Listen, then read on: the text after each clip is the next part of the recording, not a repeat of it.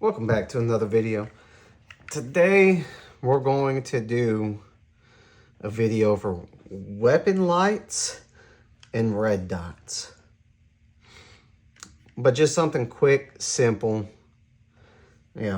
easy to talk about, easy to learn. A little bit of pros, a little bit of cons about them all, and the different types that are available. First, we're going to start with weapon lights. So, got a couple stream lights, got a surefire, got an O light. O lights are definitely going to be, your cheapest. They come with a lot of different options, a lot of different brightnesses. People complain saying they don't like them because they get hot, but not just like the light itself gets hot, but the battery inside of it gets hot. And the downside is you have to charge them a lot, or they will go dead and they'll wind up dead. Now you can move on to some stream lights, which are great lights. They're going to be mid in your price range. Plenty of options, plenty of attachment points, plenty of lumen options, plenty of features like, you can push constant on, constant off, finger tap with the thumb. Great lights. No complaints about them. No complaints about heat either.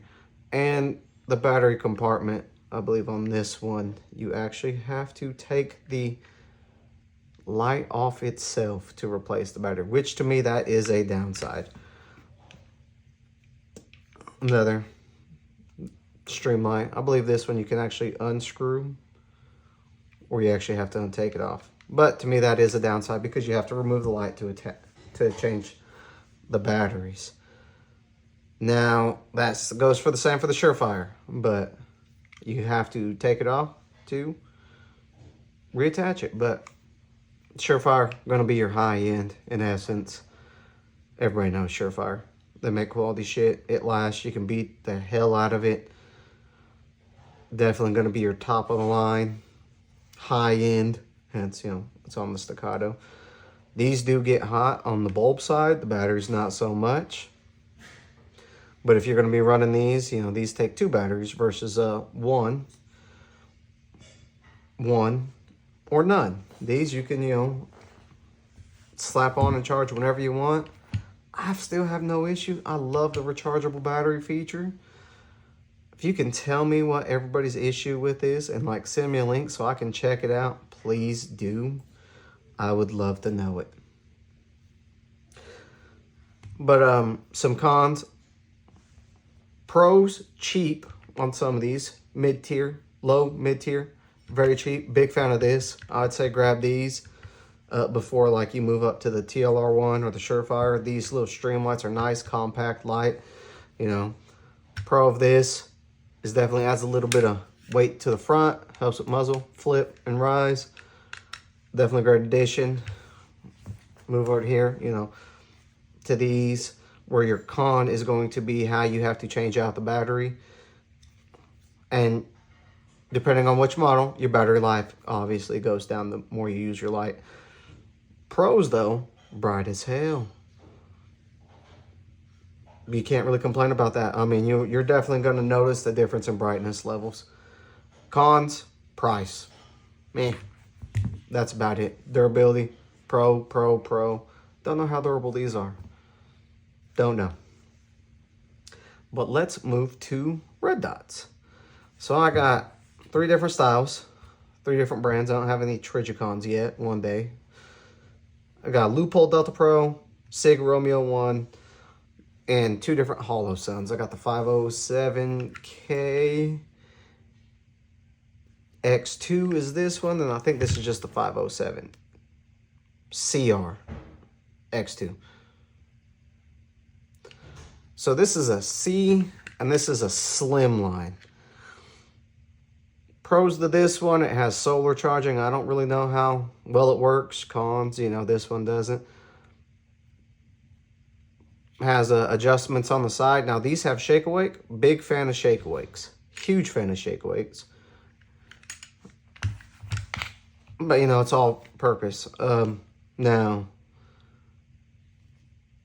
the SIG is not a constant on or shake awake, so you have to turn it off and on from the buttons on the side. I mean, pro to that, your battery life is obviously going to get extended. Con to that, you have to turn it on and off. Highly durable. I mean, I've had this on this gun forever, and it's been beat up pretty good. Leupold Delta Pro. This one actually has shake awake. Con to it, which I think is a big con, in my opinion, is to adjust the brightness, you have to press the battery down where it is. I think that is a huge, huge con. Now, it does exchange the battery on top. Oh, one of these is dirty. Which is a big pro. Swap it out. Easy swap out, easy change out. Controls simple. But this con is it does not have adjustments on the side. I really don't like that. The holosuns do. And depending on which holosun, you can actually select reticles nowadays. Let me see if I can get that lined up. A little dirty. But it actually has the circle with the crosshairs in the middle. And it's a... see if I can actually get that in focus.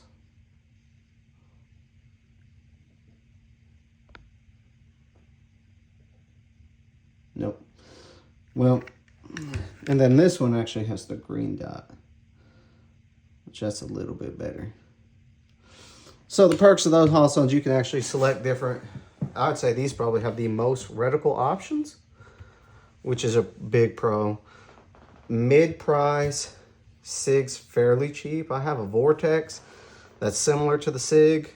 It's fairly cheap, works the same way as this SIG. I enjoy it. It stays on the F and X. Great optic. I've been enjoying this other than how to adjust it. Find your brightness, stick with it. That way, you know, it's good to go whenever. There's really not many cons. I mean, other than the better you get like this, you know, this is more than the holosuns. But the holosuns have some better features, which is kind of disappointing on Leupold. They make great stuff though, still got great warranty. But what you should really do is shop around, find what fits you and your style first, and then, you know, move on. Because they're coming out with more and more stuff. I have zero complaints about the SIG, other than none. Another thing to think about when you're doing red dots is suppressor height sights or co-witness, in my opinion, where you can actually see your front and rear sight post in conjunction with your red dot in case your red dot dies, because, you know, it's a battery. So that's something you always got to remember. Everything I got, the 509 TAC has raised sights, so it's fine. I had to switch these out to some Trigicons because everybody knows Trigicon Glock. Can't go wrong with Trigicon. Now, these are actually the factory sights. I did not get raised sights because this is a slimline pistol. I was able to actually shave off a little bit of what would be the mounting nubs for, like, I believe it's a armor, and make this work. It is solidly planted, so I'm not too worried about that. But co-witnessing, always make sure you can co-witness, because remember, fundamentals, being able to look down your iron sights is, to me, primary goals. This is secondary. You know, that's why warm up with nothing, move to these. And that's actually what makes this a fun gun too, because you can actually turn it off and use it without the red dot. These you can't. But that's pretty much it. If you got any questions, concerns, or helpful tips, please post them in the comments. Look forward to posting another one.